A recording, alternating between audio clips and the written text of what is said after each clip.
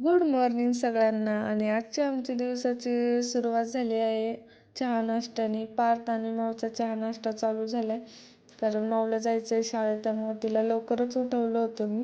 कारण मे महिन्याची अजून इकडं गावाकडं सुट्टी लागलेली नाही आहे. सुट्टीला इकडं मे महिन्यात सुद्धा आहे ना शाळा चालूच असते मुलांची, त्यामुळे मी तिचं पटकन आवरले आणि तिला शाळेत वेदांत आणि सोबत तिला शाळेत पण पाठवली. मी पण सोडवायला गेले होते तिला.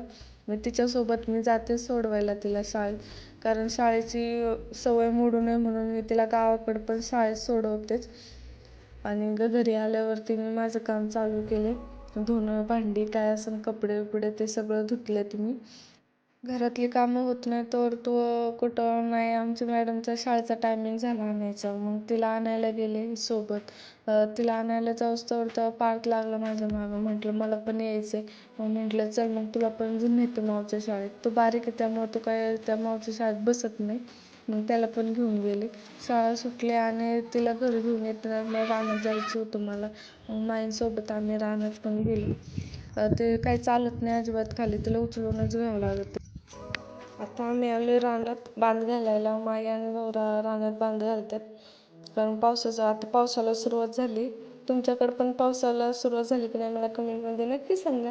आणि कोल्हापूरला काही पावसाची अजिबात कमी नसते, त्यामुळं पावसाला आता रानात बांध घालायचं चालू झाले.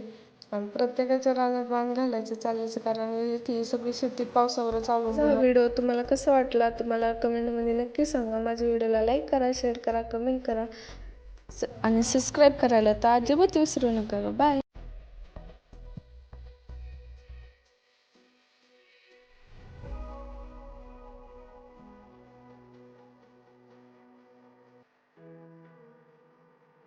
आणि माऊ रानात आली म्हणजे रिकाम्या हाताने तर ती कधीच जाणार नाही अजिबात, त्यामुळं माईने आणलं तर आता तिच्यासाठी आंबा. आणि आजचा दिवस असा गेला आमचा बिझी दिवस. आणि तुमच्याकडे पण पाऊस पडला का नाही मला कमेंटमध्ये नक्की सांगा. तोपर्यंत बाय.